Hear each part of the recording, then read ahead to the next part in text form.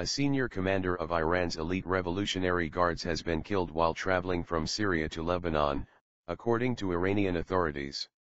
A man identified as General Hassan Shateri was reportedly assassinated by what Iranian officials described as the agents and supporters of the Zionist regime while traveling from Damascus to Beirut.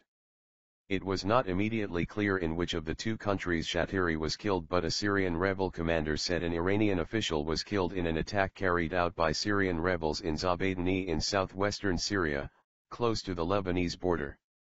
General Hassan Shateri was martyred by the agents and supporters of the Zionist regime on his way to Beirut from Damascus, the semi-official Mehr news agency quoted the Revolutionary Guard's spokesman, Ramezan Sharif, as saying on Thursday.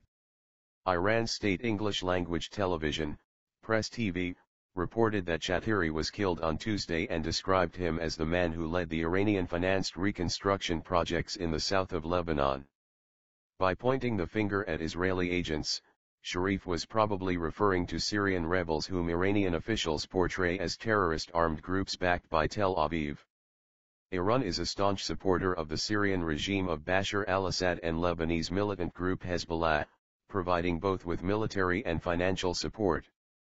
Syria gives Iran physical access to Lebanon and Hezbollah, which is strategically important for Tehran's leaders because of the group's geographical position in respect to Israel.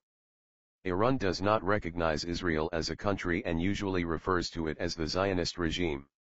After the 2006 war between the Israeli military and Hezbollah, Iran's elite forces bolstered their presence in southern Lebanon, saying they were willing to revamp the region's war-stricken infrastructure.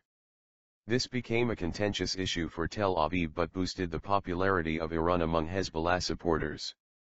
Mehr said Shateri was a veteran of the 8-year Iran-Iraq War who in recent years had devoted his time to the reconstruction of damaged areas after the 33-day Israeli war on Lebanon. Iran's embassy in Lebanon, meanwhile, identified the dead man as Hassam Khoshnaveh's, leading to confusion that there might be a second death. But the circumstances given about Khoshnaveh's death and his job title were similar to those of Shateri. The British-based Syrian Observatory for Human Rights told AFP that Shateri was killed when a rebel group ambushed his vehicle while he was returning to Lebanon from Syria. On Thursday, Iran held a funeral ceremony for Shateri in Tehran that was attended by the Foreign Minister, Ali Akbar Salehi, and the commander of the Revolutionary Guards, Mohammad Ali Jafari.